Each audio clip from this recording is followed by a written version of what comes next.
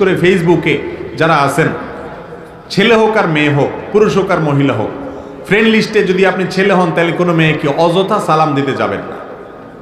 আবার কোনো মেয়ে আছেন সে ছেলে বন্ধুকে অযথা সালাম দিতে, কারণ ফেসবুকের বন্ধু হলো 2 নম্বর বন্ধু। এটা হলো কাগজে বাঘের মতো, কাগজে ফুলের মতো।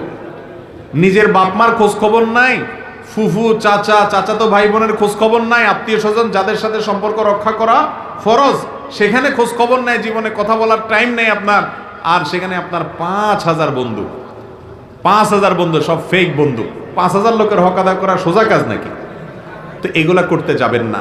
বিশেষ করে মেয়েদের সাথে ফেসবুকে বন্ধুতা করে আজাইরা আলাপ, কেমন আছেন, কি খাইছেন, বাড়ি কোথায়, কি স্ট্যাটাস, কি আছে কি না আছে, এগুলা শয়তানের ফাঁদ ভাইরা আমার, এগুলা শয়তানের ফাঁদ। মনে রাখবেন, এরপরে আপনি কোথায় চলে যাবেন, কত নিচে নামবেন, কত গুনাহে লিপ্ত হবেন নিজেও জানেন না। দুনিয়াও ধ্বংস হবে, আখিরাতও ধ্বংস হবে। বেঁচে থাকার চেষ্টা করবো না ইনশাআল্লাহ?